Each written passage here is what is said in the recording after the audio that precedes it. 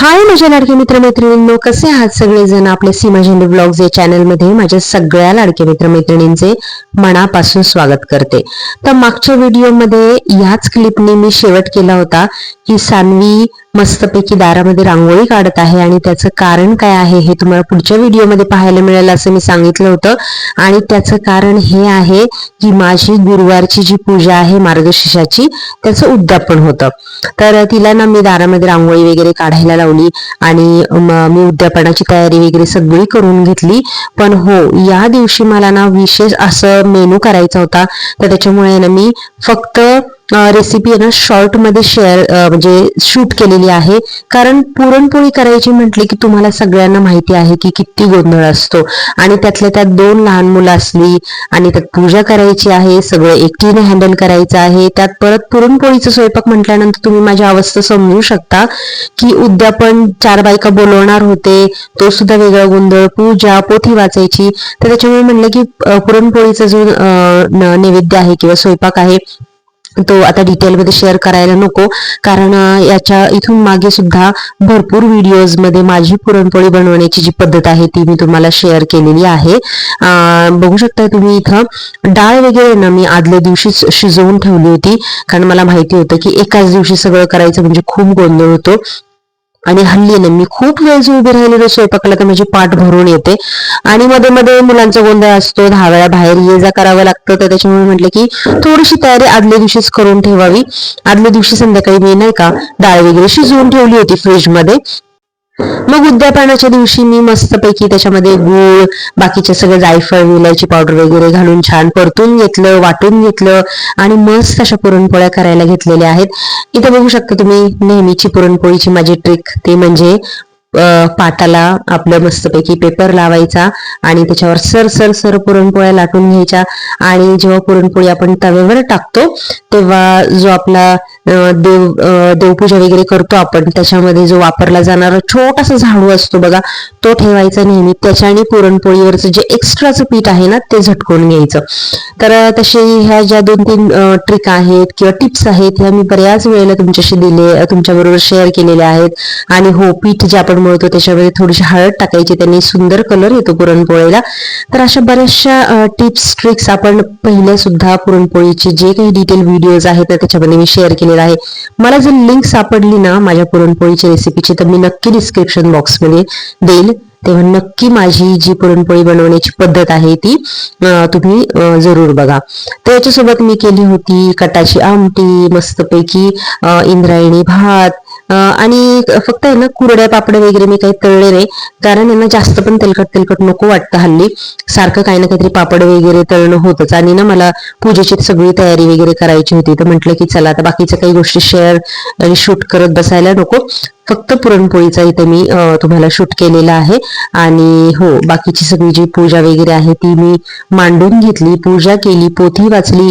4 बायका माझ्याकडे हळदी कुंकवाला येऊन गेल्या आणि त्याच्यानंतर आरती वगैरे मी करून घेतलेली आहे, देवाला नैवेद्य वगैरे दाखवून घेतलेला आहे. अशा पद्धतीने माझी जी मार्गशीर्षाची जी पूजा आहे, उद्यापन आहे, हे पूर्ण जे व्रत आहे ना 1 महिन्याचं ते माझं पूर्ण झालेलं आहे. आणि ह्या व्रताचा महिमा मी तुमच्याशी नेहमी शेअर करत आलेली आहे. ज्या माझ्या मैत्रिणी जर हे व्रत करत नसताल किंवा कुठल्याही कारणाने जर होत नसेल ना, तर तुम्हाला ना सगळ्यांना रिक्वेस्ट करेल मी की जरूर करा. खूप खूप मला अनुभव आहे. लक्ष्मी मातेची कृपा जी काही माझ्यावर झालेली आहे आतापर्यंत, प्रत्येक वेळेला मी हा अनुभव घेतलेला आहे. तो तुम्हालाही यावा, तुमच्यावर सुद्धा मातेची कृपा व्हावी ही माझी मनापासून इच्छा आहे.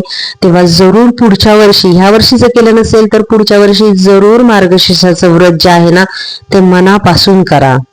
जय देव जय श्री गुरुदत्ता हो स्वामी अवधूता, आरती वाळीता हल्ली गो चिंता. जय देव जय देव.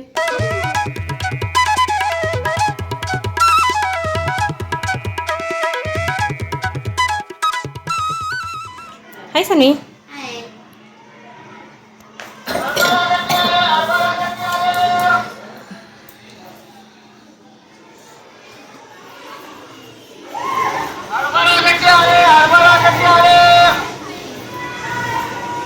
बेबी चल, हरभरा खायला ये, चल हरभरा खायला ये, चल हरभरा खायला ये. तर मी मागच्या व्हिडिओमध्ये तुम्हाला म्हणाले होते ना की मागच्या आठवड्यामध्ये सतत माझं इकडं जा तिकडं जा असं झालं होतं आणि अचानकच आमचा आहे ना प्लॅन ठरला होता की पुण्यामध्ये पुस्तक महोत्सव सुरू झालेला होता 21 डिसेंबर पर्यंत आणि त्याच्यासाठी ना जायचं म्हणून सानवी आणि सानवीच्या पप्पांचं चाललं होतं. त्यांना दोघांना पण ना बुक रिडिंगचा खूप खूप शौक आहे.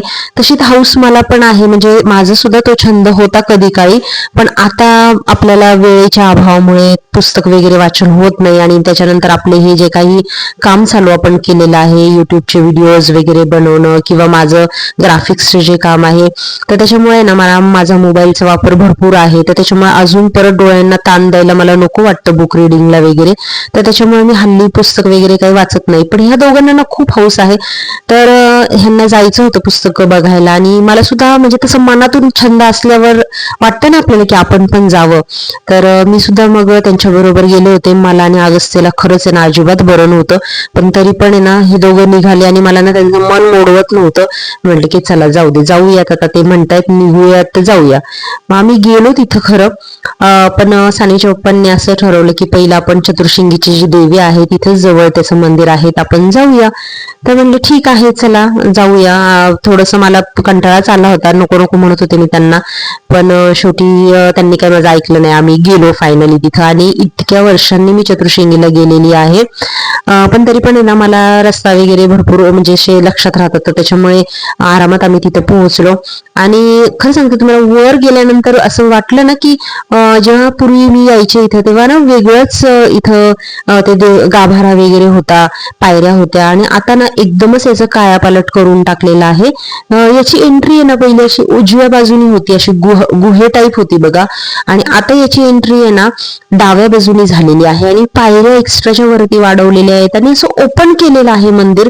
म्हणजे मला काही कळालंच नाही की त्यांनी कसं काय केलं. म्हणजे मला असं वाटतं की त्यांनी संपूर्ण मूर्तीच हलवलेली आहे वरच्या, म्हणजे आपण म्हणतो ना एक मजला वाढवला, तशा टाईप मध्ये एक मजला वाढवल्यासारखी अख्खीच्या अख्खी मूर्तीच वरती शिफ्ट केल्यासारखं केलेले आहे आणि असं पूर्ण ओपन मंदिर केलेलं आहे. तर मला काही हे जीर्णोद्धाराचं जे काही काम केलेलं आहे ना चतुर्शिंगीचं ते अजिबात पटलेलं नाहीये. तुम्ही सुद्धा जाऊन बघा आता रिसेंटली की कशा पद्धतीने केलेलं आहे. पहिल्याचं मंदिर खरंच खूप छान होतं, असं गुहेमध्ये गेल्यासारखं, म्हणजे ओरिजिनल जे नॅचरल आपण म्हणतो ना वणीच्या देवीचं जसं मंदिर आहे तशा टाईप मध्ये ते मंदिर होतं, पण आता काहीतरी वेगळंच केलेलं आहे. तर असो, शेवटी देवी ती सेमच आहे आणि तिचा जो काही तिची जी शक्ती आहे, महिमा आहे, तो सुद्धा सेमच आहे. खूप छान नजारावरनं ह्या डोंगरावरनं दिसतो. इथून ऍक्च्युली शूटिंग वगैरे अलाउड नाही आहे, मी मेन मूर्तीचं त्याच्यामुळे काही शूटिंग वगैरे घेतलं नाही, पण बाजूच्या आजूबाजूच्या परिसरातलं म्हटलं की तुम्हाला दाखवावं आणि या निमित्ताने तुम्हाला सुद्धा पुण्यातली जी चतुर्शिंगी मंदिर आहे कसं आहे काय आहे हे तुम्हाला बघण्यात येईल.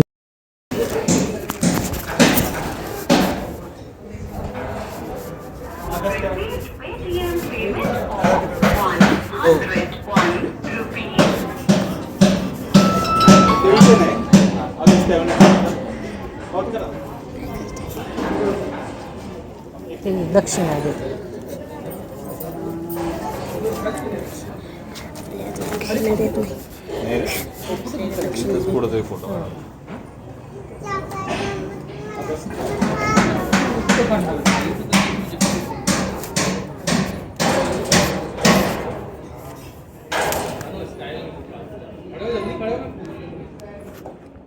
तर देवीचं दर्शन वगैरे घेतलं आणि त्याच्यानंतर आम्ही पुणे पुस्तक महोत्सव जो चालू झाला होता पुण्यामध्ये ना तिथे आम्ही आलो आणि हे जे प्रदर्शन आहे ते आपलं जे पुण्यातलं फर्ग्युसन कॉलेज आहे तिथे लागलेलं होतं.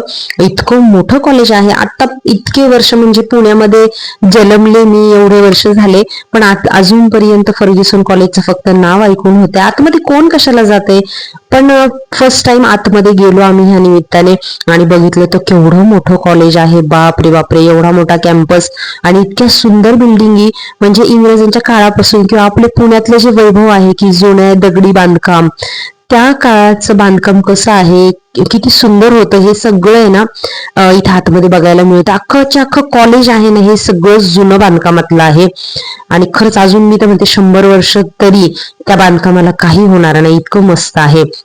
तर असं ते बघता बघता आहे ना आम्ही आतमध्ये गेलो आणि हे प्रदर्शन काय सांगू तुम्हाला, इतकं मोठं आहे. काय म्हणजे डोळे फिरायला लागले एवढे पुस्तकं बघून. आणि घेऊन घेऊन आपण अशी किती पुस्तकं घेणार आहे, कारण आमच्या घरामध्ये ना ऑलरेडी भरपूर पुस्तकं आहे. सानवीच्या पप्पांना ना पुस्तकं वाचायचा, पुस्तकं कलेक्ट करायचा खूप खूप छंद आहे. सगळी पुस्तकं अशी म्हणजे मोठीच्या मोठी अगदी युनिक मोठ्या मोठ्या कादंबऱ्या असा सगळ्या घरामध्ये ऑलरेडी आहे. आणि इथं बघायला गेल्यानंतर तर बापरे, एवढ्या प्रकारची पुस्तकं बघून आपण काय आणि किती घेणार असं झालं होतं. हे बनायचं होतं ना राईटर, बघ हे पॉप्युलर बुक प्रकाशन, हे खूप पॉप्युलर आहे.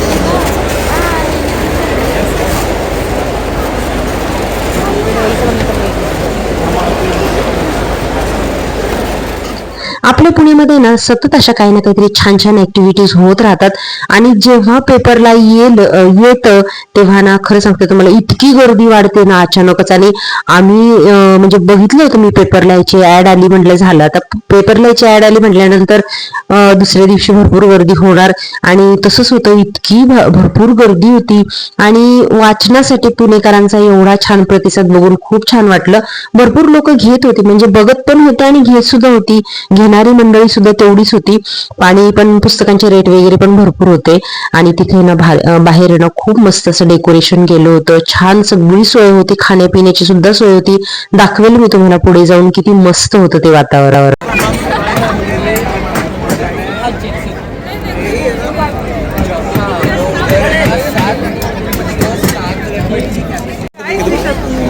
सगळ्या सोशल साईटची सिक्युरिटी चांगली असेल तर मोबाईल हॅक होत नाही आणि आपली फसवणूक होत नाही. आपल्या व्हॉट्सअपवर किंवा इतर साईटवर जे मोस्ट ऑफ व्हॉट्सअपवर दुसरं काय ह्याच्यामध्ये आहे.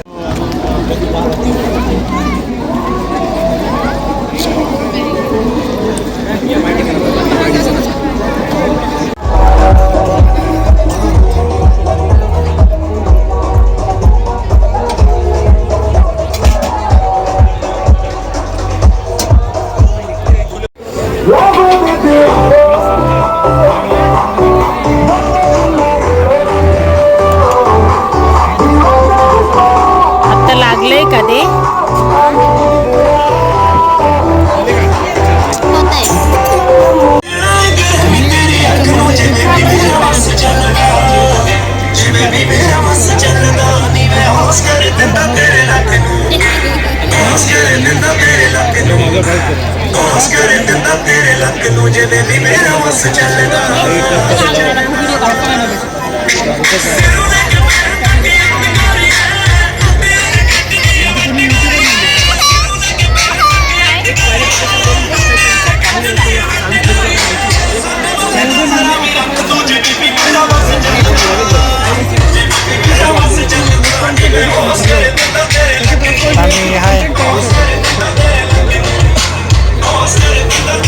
इथे जेवढे दिवस हे प्रदर्शन होतं ना, मला वाटतं एक 5-6 दिवस हा महोत्सव इथे चालू होता. तर प्रत्येक दिवशी ना कोणतरी सेलिब्रिटी येऊन इथे परफॉर्मन्स वगैरे देत होते. सचिन पिळगावकर वगैरे पण आले होते इथे, त्यांचं काहीतरी मला वाटतं म्हणजे का इंटरव्ह्यू वगैरे असे ठेवले होते. एक स्टेजेस बांधला होता आणि वेगवेगळ्या प्रकारचे कार्यक्रम तिथे रोज सांस्कृतिक कार्यक्रम होत होते. ज्यांना कोणाला अशा प्रकारची आवड आहे ना, त्यांना मी जरूर सांगेल की नक्की जा तुम्ही, कारण पुढच्या वर्षी सुद्धा हा महोत्सव आपल्या पुण्यामध्ये आहे. आणि येत्या जानेवारीमध्ये मला वाटतं गोव्याला सुद्धा हा महोत्सव पुणे पुस्तक महोत्सव आहे. तेव्हा ना दरवर्षी असे महोत्सव होतात. तर पुस्तक प्रेमी असाल तर तुम्ही जरूर जा. तर पुस्तकं वगैरे बघून झाल्यानंतर सानवीला 1-2च पुस्तकं घेतली, जास्त नाही घेतली. आणि त्याच्यानंतर मग मस्तपैकी खाल्लं पिल्लं आणि घरी आलो. घरी आल्यानंतर माहितीये तुम्हाला की मला ना बाहेरून फिरून आलं ना की मला अजिबात घरी आल्यानंतर काहीच करायची इच्छा होत नाही. पण तरी पण केल्याशिवाय आपल्याला पर्याय नसतो. बेसिक ज्या काही गोष्टी होत्या ज्या करायलाच पाहिजे त्या केल्या मी. आणि त्याच्यानंतर आराम केला, कारण तब्येत माझी मुलांची पण ठीक नव्हती. आणि घरामध्ये ना किती पण कामं सांगा, घरामध्ये कंटाळा येत नाही, पण बाहेरून ना थोडं जरी जाऊन आलं ना तरी खूप दमल्यासारखं होतं. तर असो, बघू शकता तुम्ही, आम्ही ना एका सेलिब्रेशन साठी आलेलो आहे. आणि ते काय सेलिब्रेशन आहे, कोणाचं आहे, हे तुम्हाला ना पुढच्या व्हिडिओमध्ये बघायला मिळेल.